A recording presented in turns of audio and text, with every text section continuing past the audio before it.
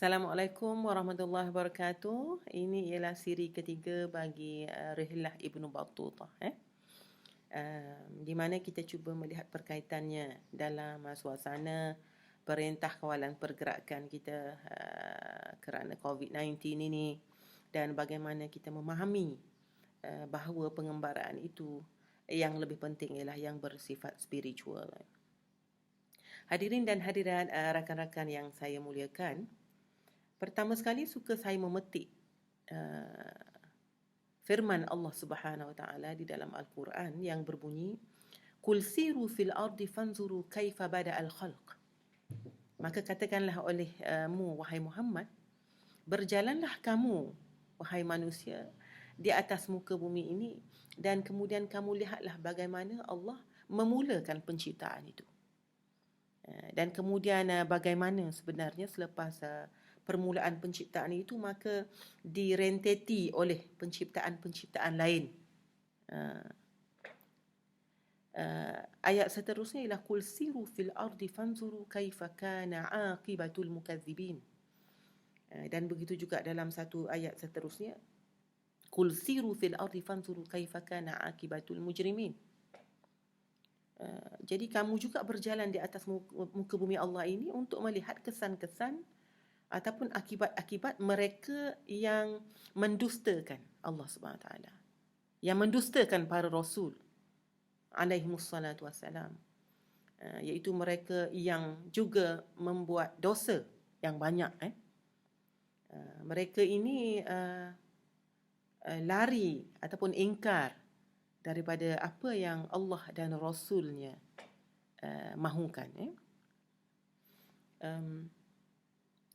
Dalam satu ayat yang lain pula, antara kepentingan berjalan di atas muka bumi ini ataupun mengembara ataupun melihat suasana di tempat lain itu ialah lita'arufu.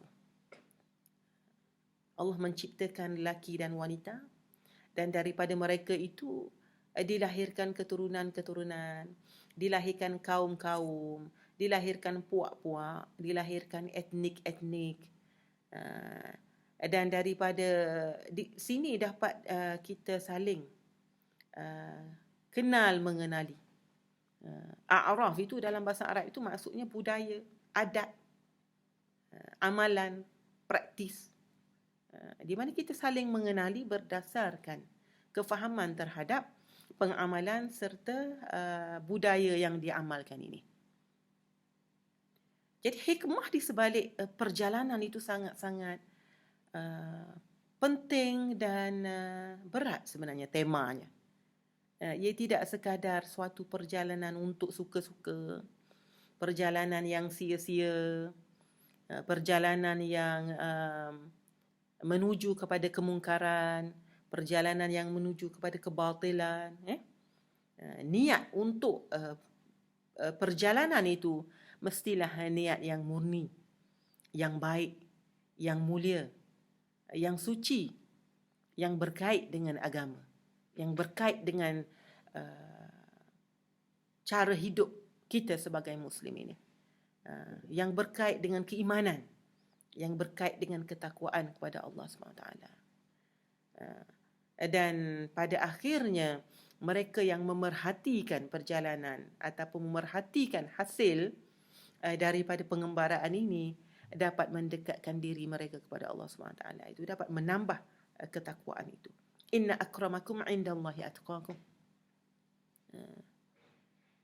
Jadi yang mulia itu di kalangan kamu ialah yang paling bertakwa.